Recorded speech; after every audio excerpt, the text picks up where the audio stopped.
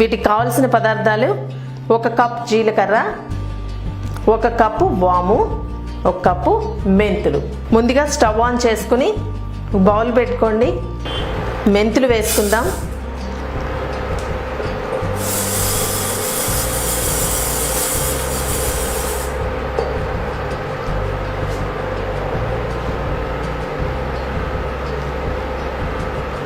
మెంతులు దోరగా వేయించుకోండి.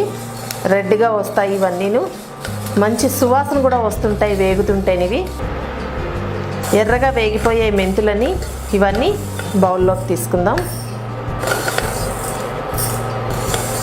దోరగా వేగినటువంటి మెంతులన్నీ బౌల్లో తీసుకుని ఇది గ్రైండర్ చేసుకుందాము. 1 కప్పు జీలకర్ర, ఇది కూడా వేయించుకుందాము.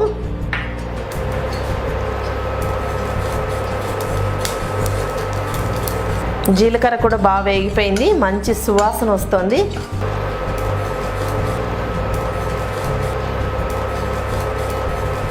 జీలకర్ర ఎర్రగా వేగిపోయింది, దీన్ని కూడా తీసేసుకుందాం. బౌల్లో తీసి పక్కన పెట్టుకుందాం. ఇప్పుడు వాము వేయించుకుందాం. కప్పు వాము,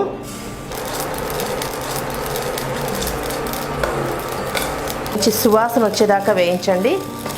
సువాసన వచ్చిన తర్వాత ఇది కూడా వేగిపోయింది, ఎర్రగా సువాసన వస్తుంది.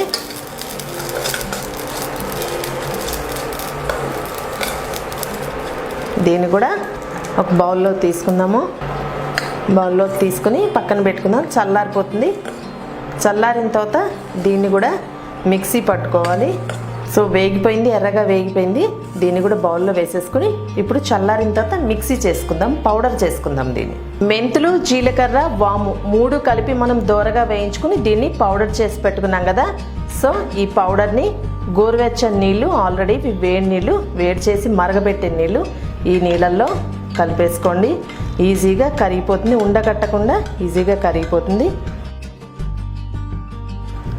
ఈ పొడిని మీరు ఇలా పౌడర్ చేసి పెట్టుకున్న పౌడర్ని మీరు గాజు సీసాలో పెట్టుకోండి.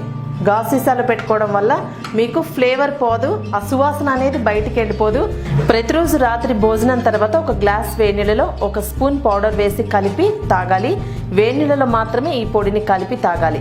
ఈ మిశ్రమం తాగిన తర్వాత 1 అరగంట దాకా ఏమీ ఆహారం తీసుకోకూడదు. ఏ వయసు వారైనా ఈ పొడిని తీసుకోవచ్చు.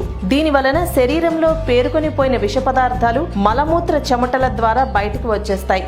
ఇలా జ్యూస్ తయారు చేసుకుని తాగటం వల్ల రక్తం శుభ్రపడుతుంది, అధికంగా ఉన్న కొవ్వు కరిగిపోతుంది, శరీరంలో ముడతలు తొలగిపోతాయి.